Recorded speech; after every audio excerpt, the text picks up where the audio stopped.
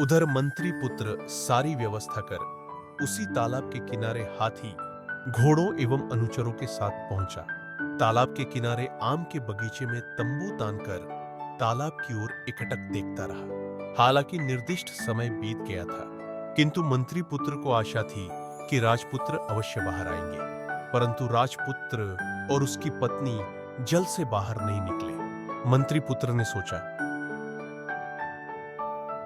निश्चय ही कोई घटना घटी है, लेकिन पातालपुरी तक कैसे पहुंचा जाएगा। वह जानता था कि सांप की मणि के बगैर वहां तक पहुंचना असंभव है। इधर व्रत की अवधि समाप्त होने वाली थी। राजा ने अपने पुत्र के साथ उस लड़की के विवाह की तैयारियां शुरू कर दी। हलवाइयों ने पकवान बनाना शुरू कर दिया। नगर में घर द्वार सजाए जाने लगे। सिंह द्वार पर नौबत बैठी। राजमहल में शहनाई बजने लगी। मंत्री पुत्र ने पास के नगर से आने वाली शहनाई की आवाज को सुना। एक राहगीर से पूछने पर उसने उसे बताया कि एक झल कन्या से इस देश के राजकुमार का विवाह होने जा रहा है। उसी की तैयारियां चल रही है।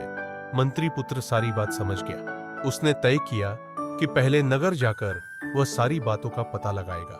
वह नगर की ओर चल पड़ा। उसने एक ब्राह्मण के घर में शरण ली। ब्राह्मण ने उसका आदर सत्कार किया, भरपेट भोजन कराया।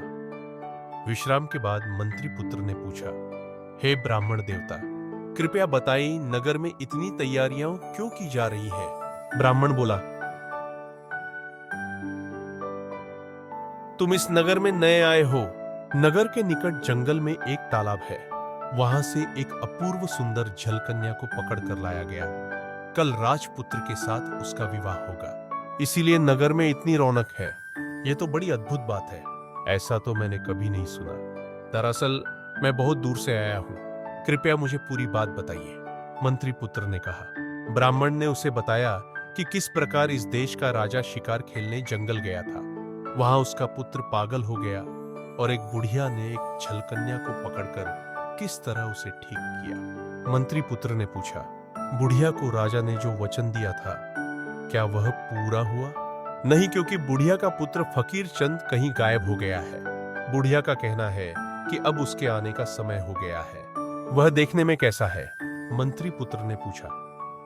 ब्राह्मण बोला, देखने सुनने में तो वह तुम्हारी तरह है, पर लंगोटी धारण करता है एवं पूरी देह में राख मलकर रहता है। हाथ में पेड़ की एक डाल लेकर मां के घर के दरवाजे के सामने उछल उछल कर नाचता है और कहता रहता है, यह नहीं होगा, नहीं होगा।